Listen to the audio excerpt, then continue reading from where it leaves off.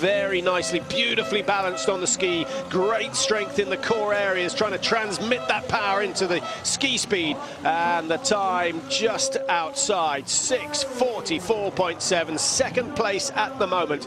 So as it stands, Norway lead with Jakobsen, Ropanen for Finland in second, and her teammate Saarinen now down in third place. So a great performance by Ropanen, and I think the Finns will be buoyed by what they've seen so far.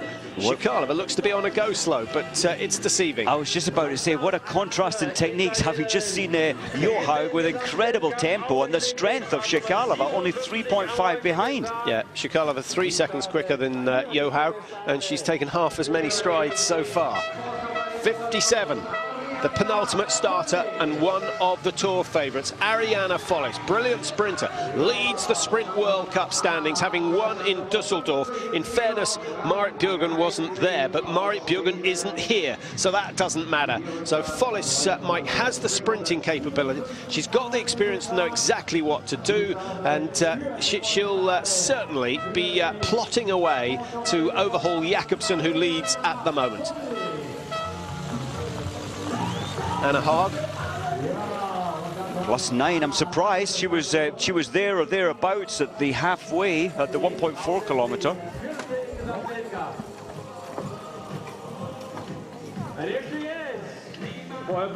Petra Majic, how's she done on the first half? She's not got the fastest, but only 2.2 outside the defending champion from here in Oberstdorf.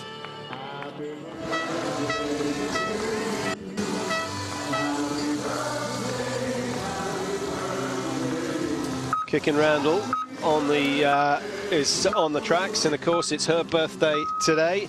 Just trying to work out how old she is. I think 29. If my maths is right. Born in 1982. I'll go for 29.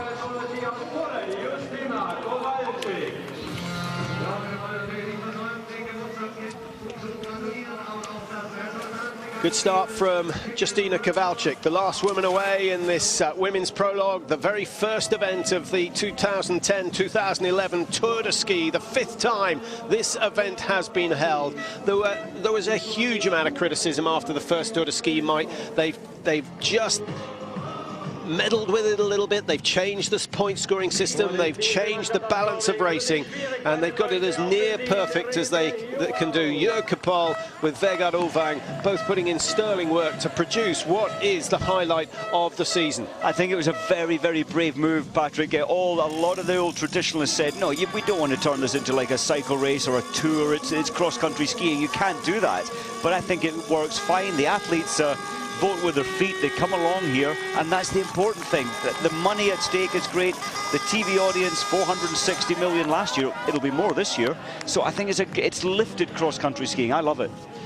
Yeah, I hope in the future they put in one of the ski cross events where they have 4 starting on a very technical course with jumps and drops and sharp turns, steep climbs. That might bring a little bit of life. But at the moment, pretty much standard racing, as we see Charlotte Kalla going through 1.4, and she's got the lead. Great start from Charlotte Kalla, and she does not look to have extended herself too far in that opening stage. Shikalova for Russia, last chance for the Russians to take the lead, but that's not going to happen. 6:43 she was after, just outside 6:46. Good result, great start position tomorrow, but it's not the win that she would have wanted, having put all that effort in.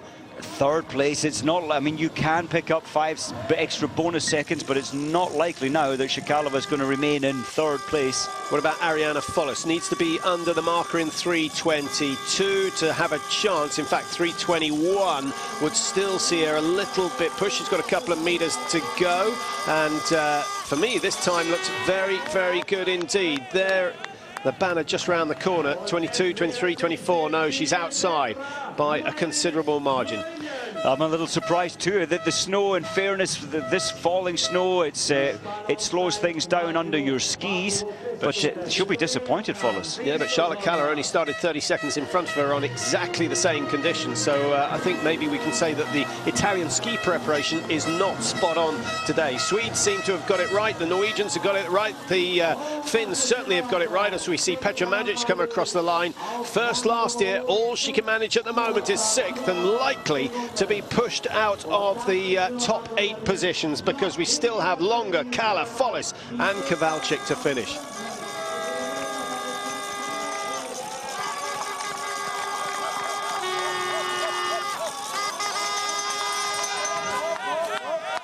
Well, this is Justyna Kowalczyk, and this is strong, Mike, but I'm not sure that she... There we go, 3:21. It is competitive. It is competitive. So keep a careful eye on it. 3:33 she's after. Charlotte Kaller has the fastest time at intermediate and is now heading down towards the stadium. 31, 32, 33. Desperately close. Half a second in it, but advantage to Kowalczyk because she knows exactly what she's got to do. Well, now is the interesting part, Patrick. Kowalczyk just, as you say, half a second. Will she lose time on the technical downhill section and the right-hand bend? I think she might. You know she will. It's almost a given. Now, what about Longer coming across the line? 11th place, 21st position. Very, very tight. So that's the top 20. Here is Kowalczyk on the corner. Oh, wider than anyone we've seen so far. Tries to get those long legs underneath the body, but again, failing to carry good speed out of the turn. Mike, it beggars belief. She's such a brilliant athlete. Why doesn't she spend 50% of her time training the downhill? Do you know what? It's the easy money, isn't it? It's the easy way to improve your performance, become better technically. I think the fact that she's a little less effective than the rest is because she started cross-country skiing later, so it wasn't inbuilt from a young age. So important to have it built in at a young age. But the same rule applies. It's much easier to get better at the things you're bad at than the things that you're good at, and that's where you can gain time. Charlotte Kaller, great run from her to go 6:40, the winner of the Tour before. Can she do it again this year? She won in 2008, and the whole of Sweden would celebrate if she were to do it again, because she paid a big price back in 2008. Exhausting herself with her efforts, but she's a phenomenal all-round athlete, and it'd be interesting to see what she can do in the sprints, Mike, to see if she can keep herself in the running. Well, that to me that looks great from Kaller, and the confidence will be back, that's for sure. Follis, here she is. I'm a little surprised that Ariana, she just hasn't looked comfortable for me today, and she's going to lose some, well, maybe even up to 8-9 seconds on the best of the rest. Penultimate starter, Ariana Follis. Charlotte Kaller on 6:40. She's got 10 seconds to match that, but still has over 100 meters to go. 33 years old now. She was only 7.1 seconds behind at the halfway mark. Keeping it steady. The winner of the sprint in Dusseldorf is not going to double up here in Oberhof. 11.9 outside, down in 16th position. No bonus seconds at all. Now, what about Kowalczyk? 0.5 of a second outside when she went through the intermediate. She's still working incredibly hard, Mike, but we saw her take a dreadful line through the technical S's. It's still going to be good, Patrick. This is her strength. She just grafts and works, determination. You can see her teeth gritted. She's just so mentally powerful. Yeah, good, strong skiing from Kowalczyk. It's not the neatest on the tour, we know that. 6:40 from Charlotte Kaller of Sweden, who is watching on. 12 seconds still to go for Kowalczyk. She's into the 50-meter line now, and I think she could just scrape inside, but it's going to be very close. 5 seconds to make it. She's got 10 meters to go. She's got it by a second. 1.5 the margin. She makes up 2 seconds in the last 1.4 kilometers, taking full advantage of the fact that she gets the best start position of all. She is absolutely phenomenal. Kowalczyk, there's no limits to how hard she can push herself.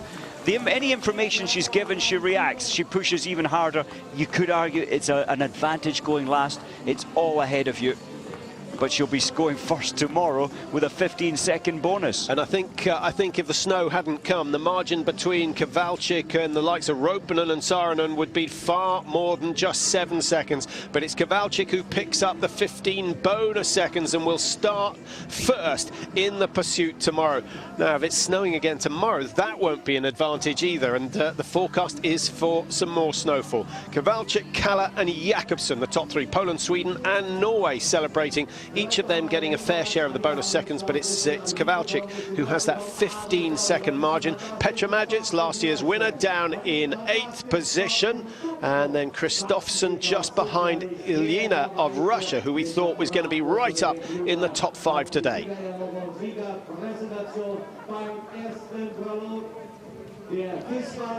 Well, that's just about all we've got time for in Oberhof. Of course, very busy weekend. The qualification for the Four Hills. David Goldstrom on site for the Four Hills tournée, and everyone looking forward to seeing how that goes. They're in Oberstdorf at the last stop, which is our next stop on the Tour de Ski. But we stay here tomorrow for the pursuit races, and in the women's at least, it's going to be Justyna Kowalczyk who leads the way.